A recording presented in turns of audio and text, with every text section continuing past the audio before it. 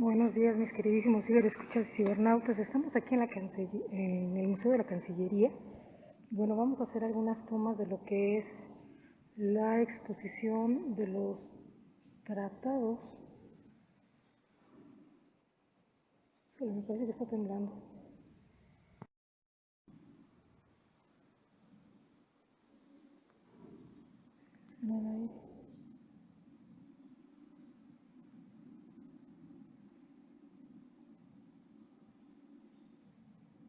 No sé, está temblando.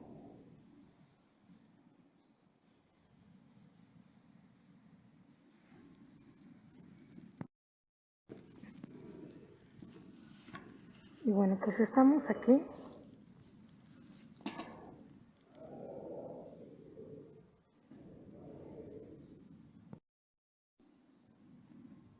Y bueno, déjenme decirles que hay unas fotos donde la labor de la Cancillería, el asilo al presidente Evo Morales y el recibimiento por parte de el presidente Andrés Manuel López Obrador y la Beatriz Gutiérrez Müller, su esposa. También tenemos algunas visitas de algunos presidentes en Chacán-Putum, la celebración Victoria de Chacán-Putum en el 2021. Vamos a hacer este tour, que bueno, pues es principalmente la labor de la Cancillería, y hasta donde se son acuerdos.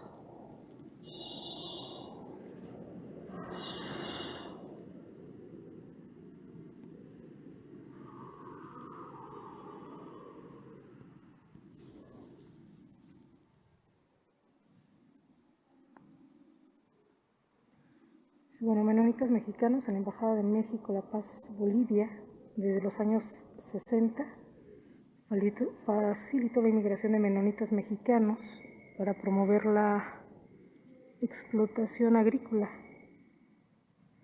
Sabemos que de alguna forma esta comunidad es una comunidad muy minoritaria aquí en nuestro país, pero también bastante importante.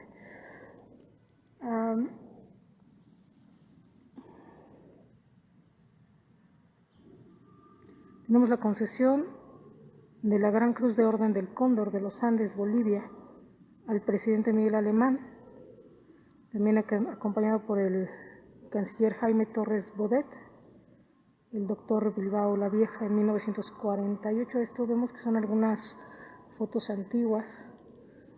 Es de la Embajada de México en Bolivia en 1950. También vemos al presidente Ernesto Zedillo en su toma de posesión con Gonzalo Sánchez de Lozada en 1994. Y también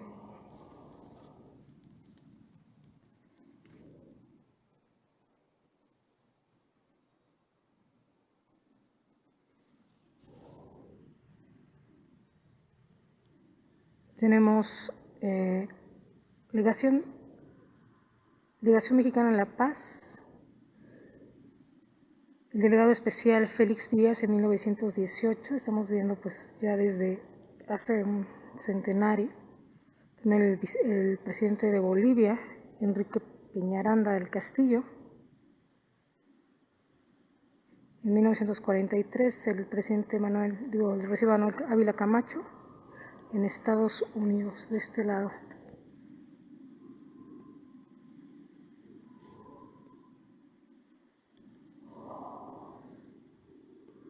Yo creo que el valor de esta exposición es precisamente los documentos que son antiguos. Por ejemplo, aquí dice declaración conjunta entre los Estados Unidos mexicanos y la República de Bolivia relativa a la desnuclearización de América Latina, con el presidente Adolfo López Mateos y Víctor Paz Estenssó en octubre de 1963.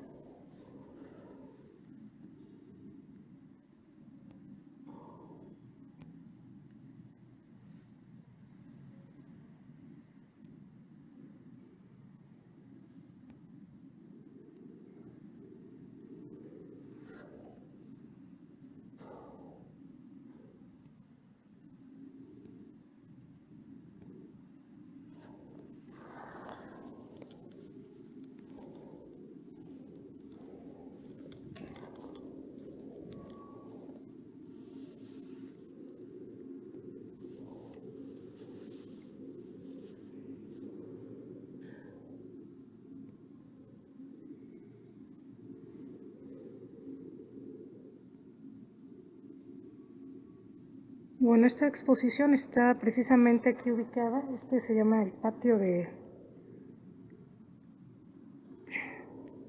Simón Bolívar, el Libertador. Y bueno, la unidad de nuestros pueblos no es simple quimera de los hombres, sino inexorable decreto del destino.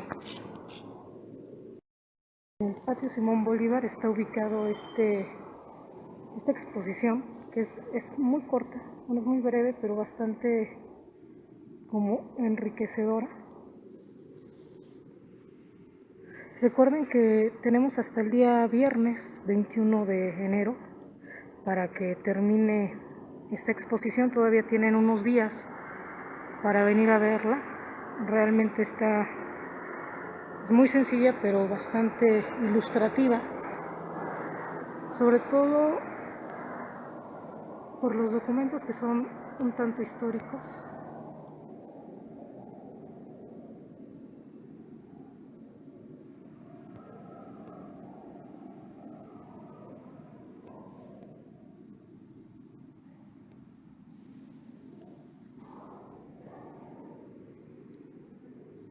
Estos son documentos sobre la construcción de la presa de México en la Angostura, Bolivia. Cooperación Mexicana, documento elusivo firmado por el presidente Lázaro Cárdenas en 1938. Artículo de la prensa boliviana relativa a la inauguración de la presa de México, reconociendo el apoyo y la cooperación de México de junio de 1953. Este es el documento relativo a la condecoración que el gobierno de Bolivia concedió al presidente Lázaro Cárdenas en mayo de 1938. Déjenme platicarles que hemos estado teniendo lo que es temas importantes dentro de lo que es este gobierno o 3 años de gobierno del presidente Andrés Manuel López Obrador y de la gestión como canciller del secretario Marcelo Ebrard, que son varios puntos los que se han tomado dentro de lo que es puntos de partida, puntos claves, puntos de encuentros y desencuentros, y en donde se ha movido la agenda de lo que sería la Cancillería, que principalmente son estas problemáticas del agua, ¿no? Del abastecimiento de agua con Estados Unidos, que aquí vemos uno de los documentos, también todo lo que es del desarme nuclear, y que está trabajando pues el canciller con Japón, y también lo que acaba de suceder con respecto al nombramiento de hombres del año del gobierno de México y también el canciller Marcelo Ebrard. En este sentido, esta exposición gira en torno a estas problemáticas, cuestiones de migración, de grupos minoritarios, como en este caso son los menonitas, dentro de lo que sería la Cancillería y México, ¿no? Sobre todo por el papel de la diplomacia y todo lo que está sucediendo en contexto. Acabamos de ver que sacaron de un tráiler en Veracruz a más de 200 migrantes en este fin de semana. Entonces es lo que estamos ahorita revisando, y bueno, con respecto a este contexto social, a estos signos de los tiempos, estamos pues visitando esta pequeña exposición de los tratados que se han llevado a cabo históricos dentro de lo que es la historia de la Cancillería de México, con un contexto de 200 años de que se han establecido relaciones diplomáticas.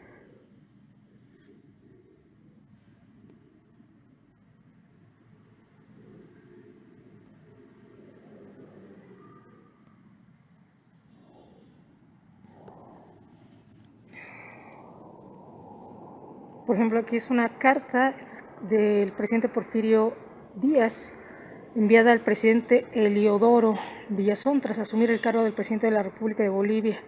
Eso en 1909.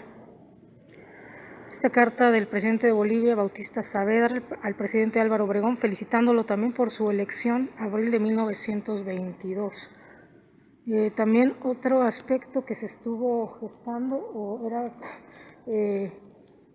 pues este logro, por lo tanto, del presidente Andrés Manuel López Obrador con respecto a los migrantes y a nuestros paisanos, que han empezado a ser un poco más reconocidos como connacionales estadounidenses o como ciudadanos estadounidenses, y que de alguna forma pasó como Roma y los griegos, ¿no? Un poco la la conquista bélica, pero sin embargo una conquista cultural dentro de Estados Unidos debido a esta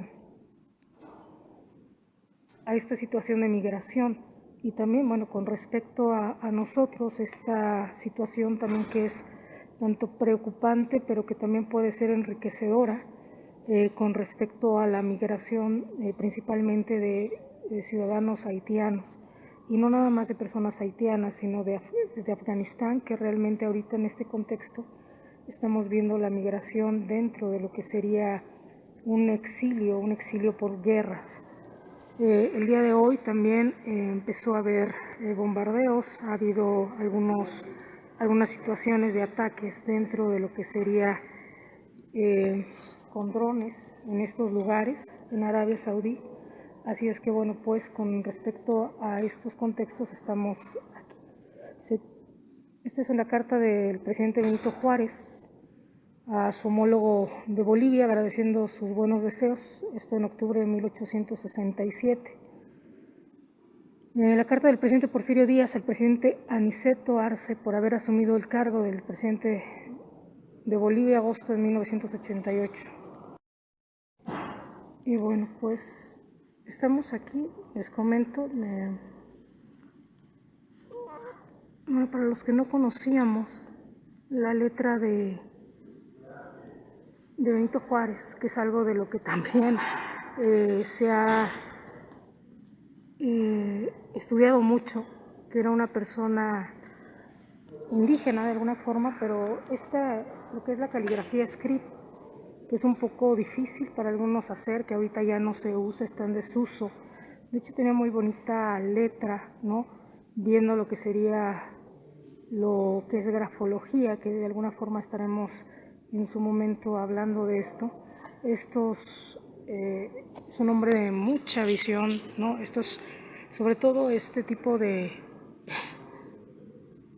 garabatos, ¿no? Iniciales, son personas de mucha elegancia, de mucha altura y un poquito, esto es muy estilizado, muy artístico también, ¿no?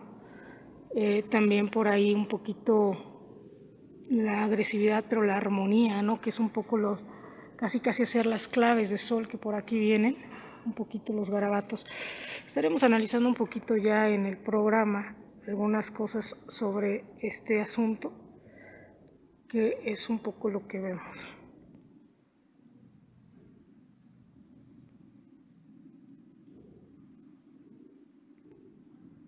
Ahí dice Porfirio Díaz.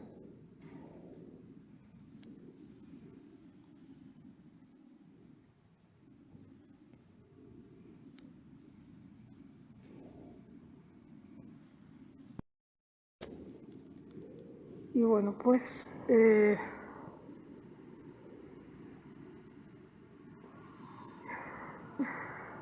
déjenme decirles que me estoy mareando porque yo no sé si es el aire.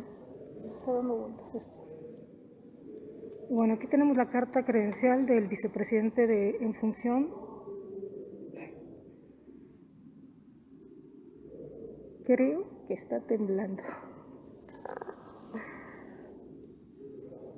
Ay, son 2:31.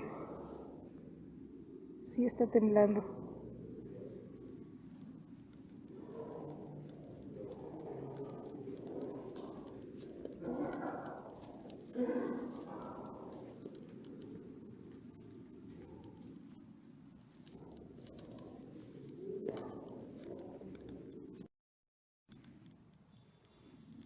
Bueno,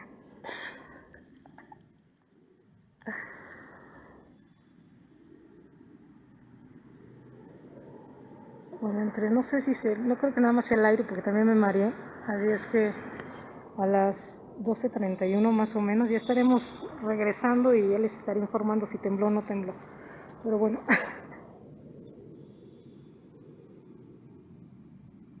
fue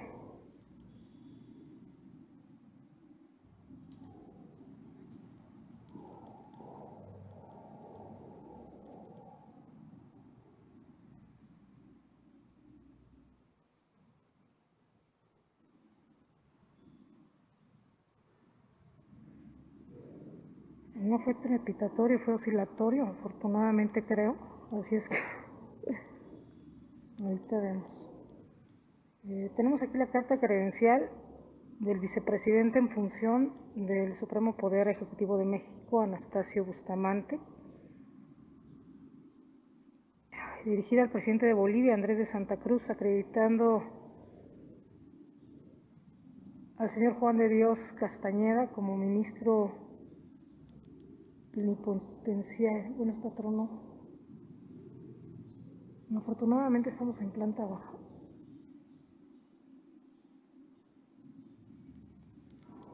Estamos cerca de la salida por cualquier cosa, así es que pues sí me mareé.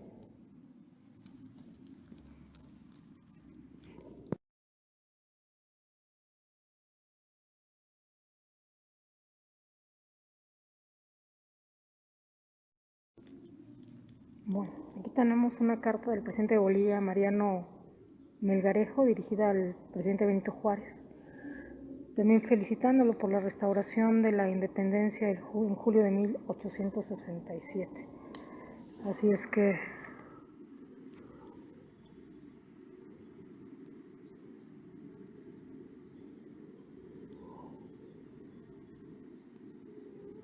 algunos documentos ya vemos que son copias para esta exposición amplificadas y que ya no se alcanza a percibir, incluso ya se ve incluso hasta color amarillo por el paso del tiempo.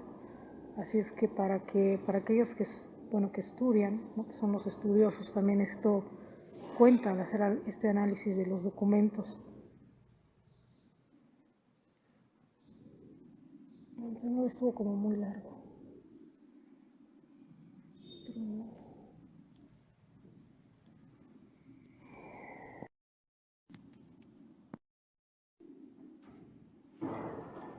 Y bueno, mis ciberescuchas y cibernautas, aquí me hago mi forzosa selfie.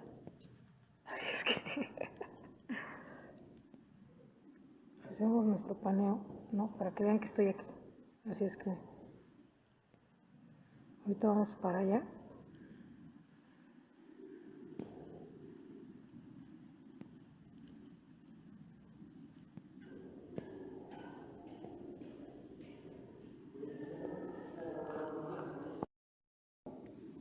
Y bueno, principalmente estos documentos se basan en la relación diplomática México-Bolivia, estos 190 años del inicio de las relaciones diplomáticas. Aquí vemos un listado del intercambio de visitas presidenciales, principalmente en 1943 el presidente Enrique Peñaranda, que visitó al presidente boliviano a México, el presidente Manuel Ávila Camacho de 1963, también Víctor Paz Estenso, con el presidente Adolfo López Mateos. Ya después el presidente Carlos Salinas de Gortari visitó al presidente Jaime Paz Zamora a México, el presidente Ernesto Zedillo y el presidente Banzer Suárez también. Y bueno, en el 2002 también el presidente Jorge Quiroga vino a México, el presidente Vicente Fox fue a Bolivia, el presidente Evo Morales estuvo en México y el presidente Luis Arce a México. Recuerden que casi siempre en las relaciones diplomáticas que hemos tenido, además de ser los hermanos mayores de lo que es Latinoamérica, tenemos esta parte que es esta tradición de asilo. Principalmente tenemos desde personas españolas, por ahí con Franco. También tenemos esta parte de lo que es el asilo político a personas cubanas y principalmente también a lo que ha sido lo que es Bolivia. Y bueno, tanto ha sido así que hasta el asilo al presidente Evo Morales fue lo que es el asilo político. Con respecto a unos años antes de la pandemia, que fue con el presidente Enrique Peña Nieto, casi sus últimos el último año de su gestión, fue cuando empezó a ver esto de las caravanas migrantes, que de alguna forma tiene dos visiones, ¿no? Eso de las caravanas migrantes y el dar asilo político principalmente a lo que sería gente haitiana, ha sido precisamente, digo, vista desde dos puntos de vista. Desde dos puntos de vista en el sentido humanitario, en el sentido de una contingencia climatológica, de una situación política en donde escasea lo que son los recursos económicos, los recursos incluso de seguridad, la delincuencia, la hambruna, la pobreza. En este sentido humanitario va la lectura. En el sentido del sabotaje a los gobiernos que estaban tomando poder dentro de lo que era el comunismo, los que se veían como comunismo, que es un poco lo que han estado manejando desde hace mucho tiempo con el presidente Andrés Manuel López Obrador, esta imagen que se ha ido diluyendo poco a poco con lo que era un peligro para México, que hemos visto que ha dado de alguna forma la vuelta y poco a poco se va diluyendo esta imagen del presidente en un contexto pandémico, en un contexto de tratar de sabotear la fuerza que iba a tomar todo el bloque comunista dentro de lo que era a nivel mundial, Rusia, China, Cuba, Venezuela, Bolivia. Todos estos países iban a tener una fuerza tanto, no nada más en cuanto a cuestiones bélicas, porque no iba tanto así, sino en cuestiones de relaciones económicas, políticas, sociales y amistosas. En este contexto se habló también del sabotaje de algunos grandes económicos del bloque de la OTAN, de bloques capitalistas, como fue Soros, y estas caravanas migrantes para poder sabotear este crecimiento de estos países. México, es cierto, es visto con un potencial de potencia no nada más económica, política, social, gastronómica, en ese sentido, y pintaba para eso. Y esto ha sido un avance generacional en todos los sentidos.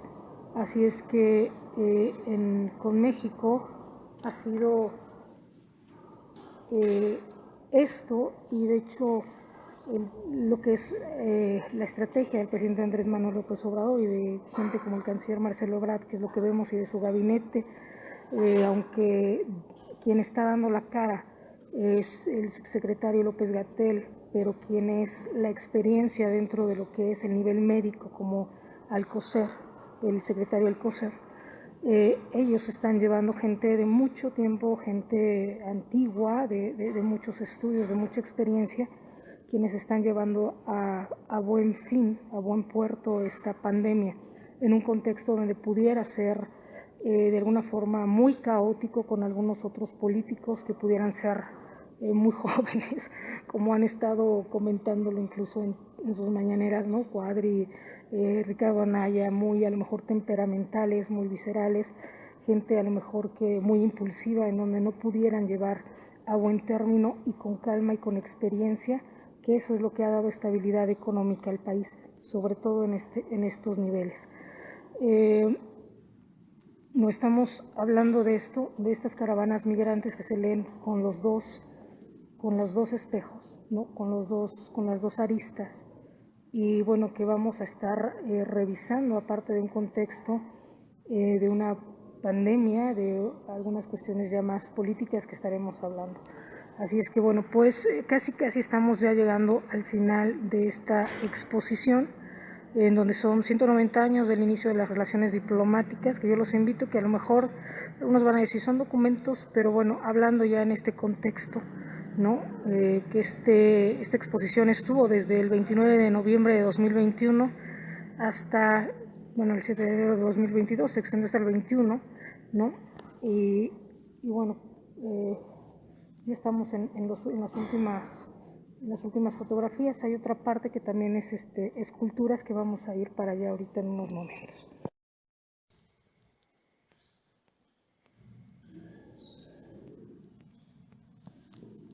Y bueno, mis queridísimos ciberescuchas, estamos haciendo historia.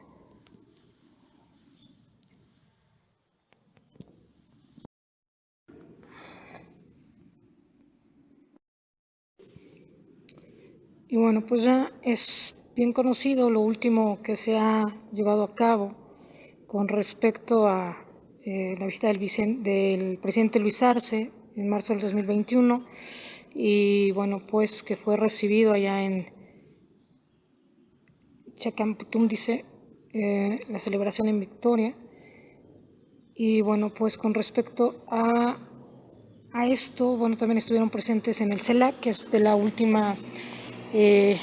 últimas actividades que se ha tenido dentro de lo que es la Cancillería, y que bueno, que esta fue la imagen muy icónica, pero muy aplaudible, ¿no?, de lo que hizo el gobierno de México en una situación. Déjenme platicarles también que esto fue parte del inicio de lo que fue esta guerra, ¿no? Recuerden que después de que Irán pierde a uno de sus máximos militares, mandos militares, se da una amenaza, ¿no? Pero previo a esto se da una amenaza contra Estados Unidos. Previo a esto se viene lo que era un intento de golpe de Estado, y no nada más un intento de golpe de Estado, sino un atentado contra la vida del presidente Evo Morales, en donde su avión cae, ¿no? Y este tipo de situaciones. Después se viene todo lo que es la pandemia, que estos fueron como los momentos de parteaguas, ¿no?, para lo que estamos viviendo en un contexto prebélico. Así lo han determinado los estudiosos a través de la sociología, a través de la psicología, a través de la antropología, a través de otro tipo de discursos, de estudios de discursos de la historia. Y bueno, pues estos son como que los puntos detonantes. Actualmente íbamos a tener un punto, y estamos teniendo un punto bastante grave contra un serbio, que es precisamente de los países que están siendo atacados, además de esta guerra que se dio entre Armenia y Artsaj. Estamos viendo ahorita cómo es deportado a su país y no incluido en juegos importantes en Australia y también en lo que es Francia. A Djokovic, que es uno de los, hemos hablado, es uno de los hombres más icónicos a nivel de tenis, es el número 1 y es uno de los representantes que saben que en tiempo de guerra las personas que son intelectuales o que son los número 1, los más importantes a nivel intelectual, a nivel periodístico, a nivel también artístico, a nivel de ciencia, estos discursos de lo esencial, no esencial, y que estamos viendo precisamente vejar en sus derechos humanos a una persona que es de esta magnitud y regresarlo, estamos viendo. Y también otra lectura que hemos hecho tanto en el programa como lo hemos dicho de repetido es precisamente que esta guerra se estaba gestando desde Francia. Desde Francia se estaba gestando a través de la reactivación económica, tanto de Inglaterra como Alemania, en donde hay puntos donde ellos están siendo como despojados, y a través, por ejemplo, tenemos también la actual nota de que quieren la renuncia de Boris Johnson. Esta renuncia de Boris Johnson no nada más es como la salida de Netanyahu, que son hombres que de alguna forma han estado manteniendo la paz en el mundo, y la finalización de la era de Merkel. En este sentido, los nuevos que están entrando son personas que son sumamente, por lo menos no se les conoce cuál sería su postura dentro de una situación real a nivel del poderío mundial o global. Hemos visto que se están yendo los titanes, y si no les inventan cualquier situación para poderlos despojar de su mandato. Actualmente esto que pasó con Evo Morales, en donde también recordemos que estuvo yendo de un lugar a otro y que no dejaron al avión mexicano que atravesara algunos territorios, entre ellos Brasil. Se dio muy claramente la postura que tienen algunos países que se decían hermanos con lo que era México, y sobre todo en una situación de guerra.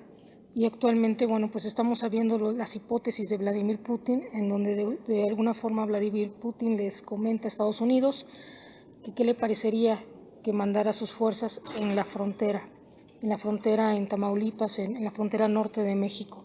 y también ya con esta amenaza, bueno, no amenaza, sino con este dicho que también sabemos que Putin es una persona que dice y hace, que no se va a través de cuestiones de amenazas simplemente por hablar, ¿no? A lo contrario de Donald Trump, que era un hombre visceral y que decía pero no hacía. Putin es un hombre frío que sabe de guerras. En este sentido tenemos este ya posicionamiento de Vladimir Putin, en donde de alguna forma él dice que en Cuba y en Venezuela ya va a poner su ejército. Con esta posible desate de guerra en Ucrania y con estos misiles que estamos viendo en este contexto, que se están aventando misiles, que esto es también algo que se ha comentado dentro de la Cancillería. Esta estrategia de desarme nuclear, que esta es la postura de México ante estos enfrentamientos que se están dando de nivel masivo, sobre todo en Medio Oriente, a nivel mundial. La postura es el desarme nuclear, lo que es la tradición de asilo y sobre todo, bueno, una de los puntos claves que puede proponer México dentro de lo que sería la ONU, precisamente para este desarme nuclear, es las consecuencias que reciben algunos otros países, sobre todo como Latinoamérica y en este caso México, que siempre que hay bombardeos, por ejemplo en este caso ahorita está haciendo en Japón, repercuten precisamente en México y que lo estamos viendo ahorita. Ahorita, si no me equivoco, hubo un temblor y ahorita pues digo, vamos a documentarlo también, pero siempre que hay bombardeos en Israel también repercuten a México y que creo que esto se pudiera legalizar como sanciones o multas para estos países por los efectos colaterales hacia otros países, sobre todo en lo que sería esta parte, digo, es como si fuera nuestro mapamundi, ¿no? Bombardean aquí y nos repercute de este lado. Así es que en este sentido pudiéramos hacer la denuncia por ese lado y que bueno, pues nosotros aquí cerramos, vamos a ver la primera parte de lo que sería esta exposición con este nombramiento precisamente del Gobierno de México y del canciller Marcelo Ebrard como hombre del año. Así es que bueno, mis queridísimos ciberescuchas, estamos haciendo historia.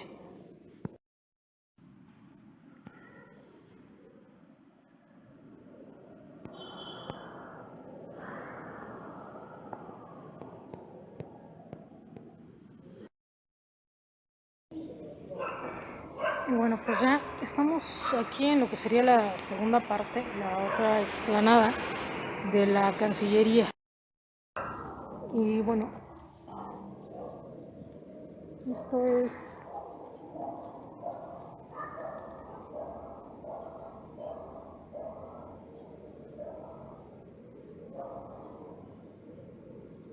dice, este es el edificio para la Comisión Nacional Bancaria, Gustavo Díaz Ordaz, ¿no?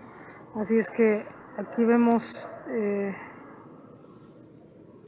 un poquito la exposición, así es que vemos, déjenme decirles que también allá en Cancillería está muy padre estas exposiciones y hemos estado viendo que ya el canciller nos ha estado mandando algunas tomas de lo que serían los alebrijes y algunas obras artísticas, ¿no? Por ejemplo, este es de Javier Marín, Cabeza Conejo Grande, es hecho en bronce y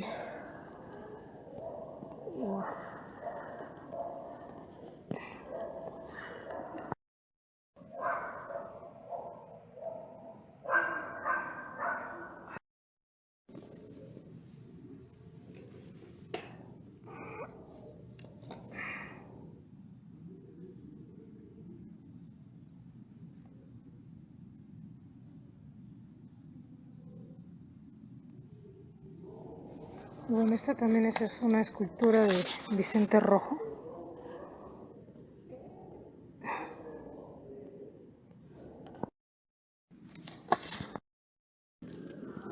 Principalmente las obras que vamos a ver aquí son en bronce.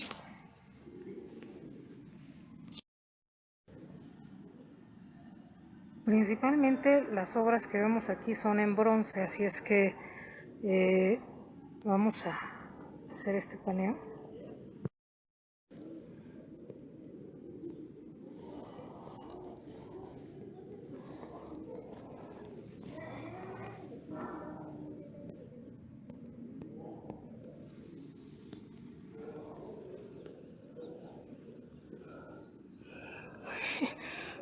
Y bueno, pareciera que es un muy pandémico esto, así es que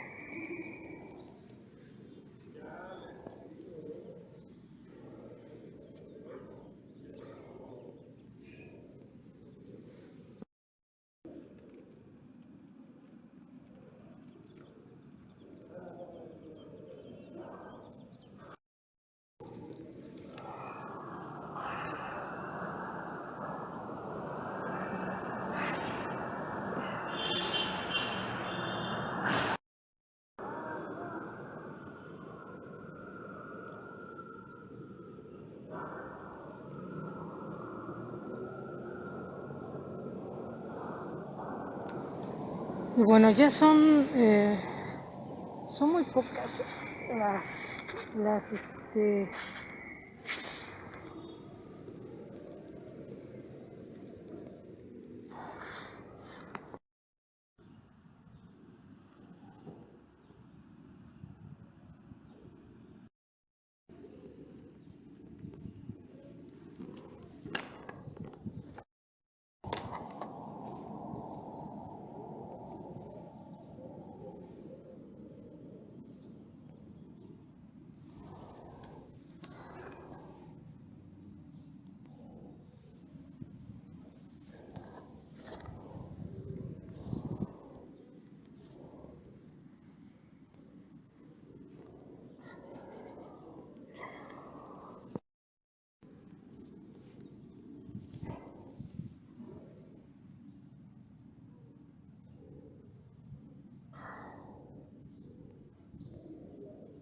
Ivonne Domengue, este es de Ivonne Domengue, es cantera.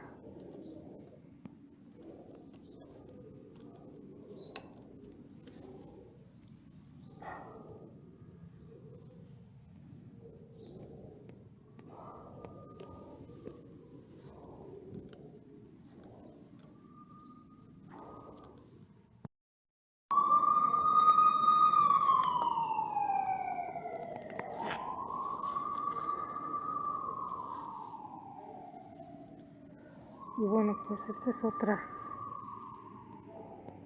Esto de Los Ángeles se ha vuelto un poquito como ya la moda, ¿no? Un poquito estas estructuras.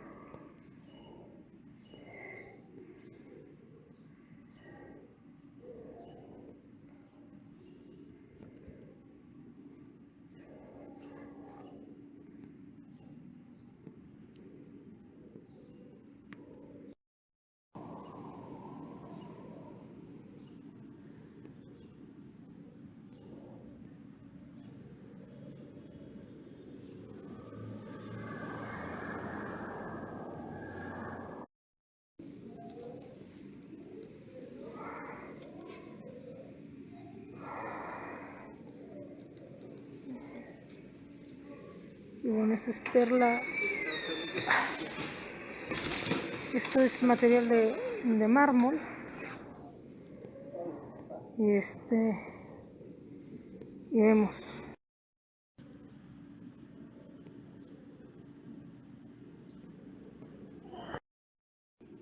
Y bueno, pues ya estamos aquí. Ya terminamos con esta imagen, mis queridísimos. Con esta imagen, mis queridísimos ciberescuchas y mis cibernautas, también por ahí mis ciberestudiantes, terminamos esta cobertura aquí de esta exposición, ¿no?, de los 200 años de relaciones diplomáticas de la Secretaría de Relaciones Exteriores. Así es que con esta primera cobertura ya iniciamos el año formalmente. Así es que con nuestro trabajo periodístico les deseo un feliz año, lo mejor, y bueno, pues esperemos que esta pandemia poco a poco se vaya controlando Así es que estamos haciendo historia. Recuerden usar sus cubrebocas, sus guantes, sus caretas, ¿no?